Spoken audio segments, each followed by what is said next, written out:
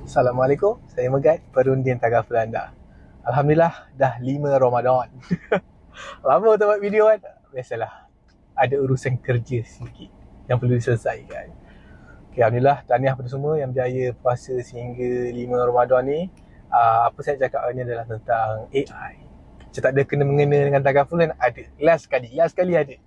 Okay, yang pertama kalau kita tengok sekarang ni kan, AI macam-macam jenis apps ada. Macam-macam jenis laman web ada untuk guna AI ni. Ada yang guna lawan dengan Ultraman lah, ada yang jadi Kamen Rider lah. Ada orang kata guna untuk, macam kalau student guna untuk jawab-jawab assignment lah kan, untuk jawab assignment, untuk bantu mereka siapkan satu tugasan tu kan, menggunakan AI. Tak kisahlah Gemini, Grok, ChatGPT.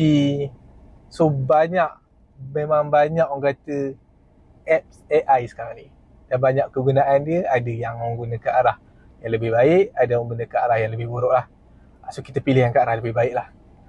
Cuma dalam takaful, AI tak boleh bantu. Kenapa saya cakap macam tu? Sebab takaful ni dia bergantung kepada individu tu sendiri, sama ada dia tergerak hati atau tak untuk ambil, sama ada dia ada kesedaran diri atau tidak untuk dia ambil perlindungan takaful. Nampak AI tak boleh bantu. AI mungkin boleh bantu sekadar orang kata untuk macam dia tanya AI tu, AI boleh tak bagi perbandingan plan takaful yang sesuai untuk saya berdasarkan tangga gaji saya dan komitmen saya begini-begini. Mungkin AI boleh bagi pilihan, tapi yang menentukan pilihan tu adalah kita. AI tak boleh kata kau pilih yang ni paling elok untuk kau, kesian anak bini kau. Tak ada. Itu untuk diri sendiri kita kan. Kau dah lah jaga mak ayah, kalau kau tak ambil perlindungan takaful, AI tak disentuh. AI dia boleh bagi cadangan berdasarkan apa yang telah diprogramkan oleh dia, oleh jawapan sekitar dunia ni dia ada. AI kan, kita tahu AI macam itulah fungsi dia.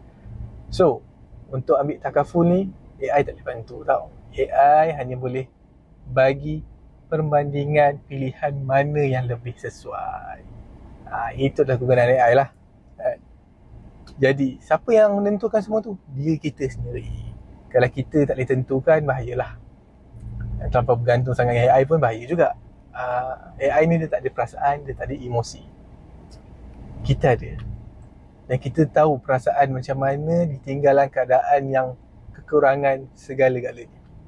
Jadi apa salahnya kita ambil perlindungan takaful untuk ikhtiar kita, usaha kita, supaya apa yang kita tinggalkan nanti ada jalan keluar, ada jalan penyelesaian dia.